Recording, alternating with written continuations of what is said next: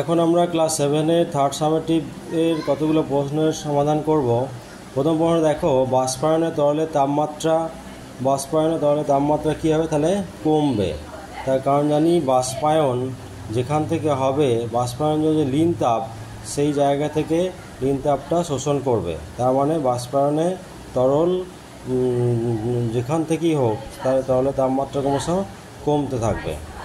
আচ্ছা, তারপর 2 নম্বর দেখো, ছায়া পড়ার কারণ হলো আলোর।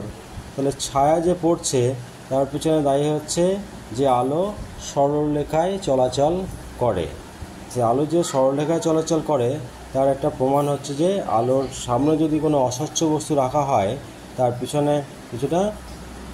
আচ্ছা, তারপরটা দেখো, ঝিনুকের দেহে শক্ত খোলকটি হলো, তাহলে ঝিনুকের দেহে শক্ত খোলকটি হলো ক্যালসিয়াম কার্বনেট। ঝিনুকের দেহে যে শক্ত খোলকটি তৈরি হয় সেটা ক্যালসিয়াম কার্বনেট দিয়ে তৈরি হয়।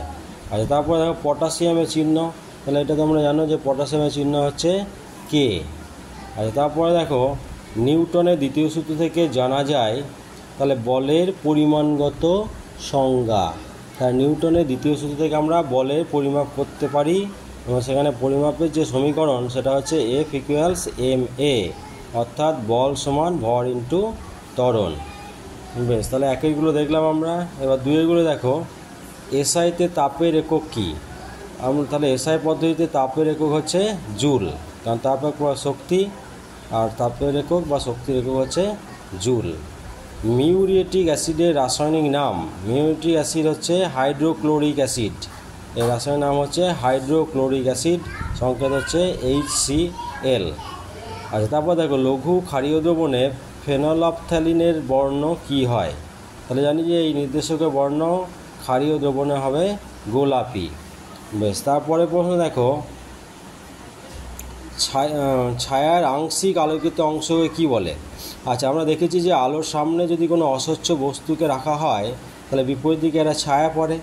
ছায়ার যেটা গাঢ় অন্ধকার অঞ্চল সেটা হচ্ছে ছায়া বা প্রচ্ছায়া, আর যেটা আংশিক অন্ধকার অঞ্চল সেটা হচ্ছে উপচ্ছায়া। তাহলে এটা উত্তর হয়ে যাবে উপচ্ছায়া।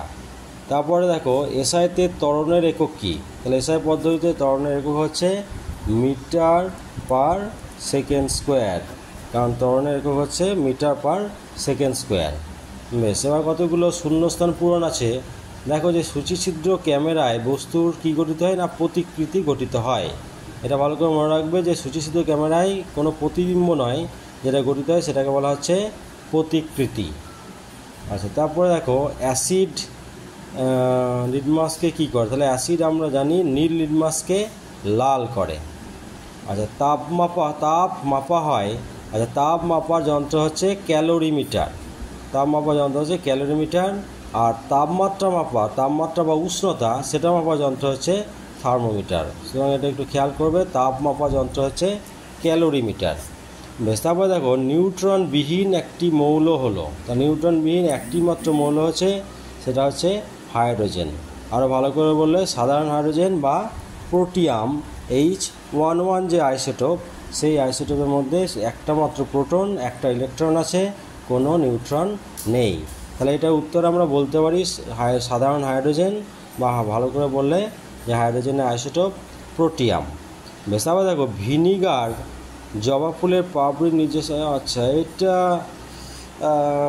এটা বইতে পাচ্ছি না। এখানে জবা ফুলের পাপড়ির নিজস্ব একটা নির্দেশকের কাজ করে, ঠিক আছে? তো এটা পরীক্ষাটা করতে হবে, তবেই বলা যাবে। তো এটা এই মুহূর্তে বলতে পারছি না আমি। আচ্ছা, বেশ, এবার দেখো সত্য মিথ্যা নির্ণয় করতে দেওয়া আছে যে প্রিজমে লাল আলোর বিচ্ছুরণ হয়। আচ্ছা, লাল আলো কোনো বিচ্ছুরণ হবে না, এটা মিথ্যা। তার কারণ প্রিজম বর্ণ সৃষ্টি করে না। প্রিজমের মধ্য দিয়ে যদি কোনো যৌগিক আলো যায় তাহলে যৌগিক আলোটা কী হবে না, বিভিন্ন বর্ণের আলোকে ভেঙে যাবে। কিন্তু লাল হচ্ছে এটা মৌলিক আলো, তাই এটা কোনো বিচ্ছুরণ হবে না, তাহলে এটা মিথ্যা। আচ্ছা, H2O বলতে জলের একটি পরমাণুকে বোঝায় না, এটাও মিথ্যা। তার কারণ H2O হচ্ছে জলের একটি অণু। H2O হচ্ছে জলের একটি অণু। আচ্ছা, তারপর দেখো ফারেনহাইট স্কেলে বরফের গলনাঙ্ক হচ্ছে 212 ডিগ্রি ফারেনহাইট, না এটাও মিথ্যা। তার কারণ বরফের গলনাঙ্ক সেটা হচ্ছে 32 ডিগ্রি ফারেনহাইট, তাহলে এটা ভুল আছে।